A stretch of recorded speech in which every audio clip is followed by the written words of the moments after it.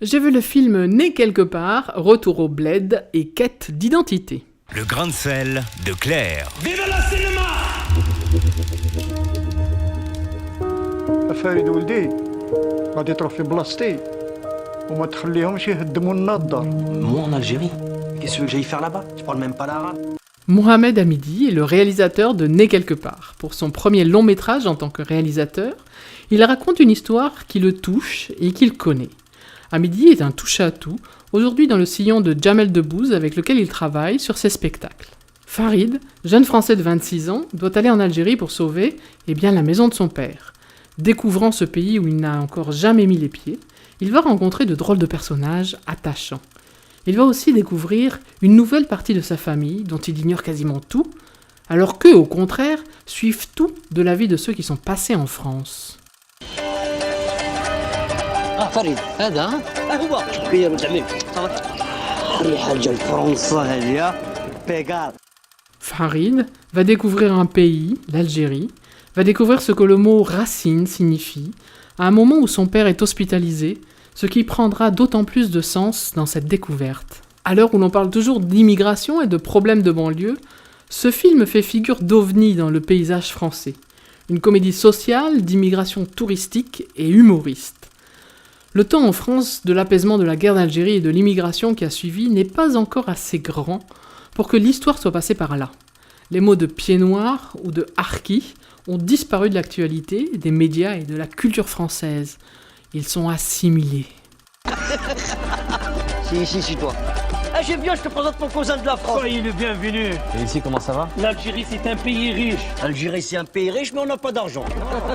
Mohamed Hamidi ne raconte pas toute cette histoire, mais en faisant passer un Français sur le sol algérien, il le met en présence des événements passés et donne sa vision d'aujourd'hui, 50 ans après les exodes de 1962 et les années qui suivèrent. Ceux qui sont partis, ceux qui sont restés. Alors, pour ne pas être piégé par la grande histoire, le réalisateur raconte sa petite histoire, celle de Farik, interprété par Tchoufik Djalab, qui débarque sur le sol algérien. Malheureusement, le tournage s'est déroulé au Maroc pour des questions d'organisation technique.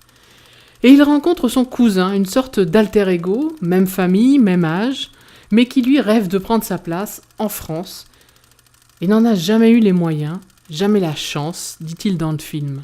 Les gens d'Algérie d'aujourd'hui se reconnaîtront-ils dans cette peinture d'une Algérie désœuvrée et à l'administration archaïque?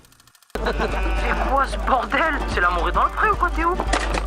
Un peu d'intimité, c'est possible ça? Tu sais comment on dit intimité en arabe? Ça n'existe pas. Mais l'humour de cette comédie tient justement dans ce dépaysement et confrontation. Et le scénario reste plutôt politiquement correct sur le ton de la comédie sociale, d'où sa mère quand même. Pour autant, filière clandestine, bakchiche et roublardise sont au rendez-vous du scénario. Les personnages sont attachants et Jamel, toujours énergique, pimente l'histoire en donnant un petit côté voyou bien campé. Tchoufik Djalab joue le nouveau beau gosse, dépaysé et embarqué malgré lui dans cette histoire qui le dépasse de sa vie d'étudiant parisien. Moi aussi, j'aurais dû naître à la France. C'est mon père qui devait partir à la France. Alors, toi, t'es né là-bas. Et moi, je suis né ici. C'est comme ça.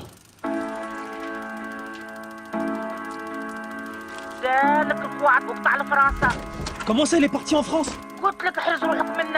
Je suis français. Je veux juste rentrer chez moi. C'est tout. Vous êtes français, c'est pas marqué sur votre front. Hein.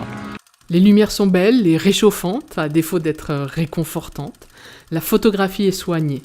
Un ton donc original et nouveau pour cette comédie méditerranéenne qui fleure bon le thé à la menthe, les vieux transistors et les alabia. Allez, j'arrête mon cinéma, comme disait papa, et je vous souhaite une bonne séance.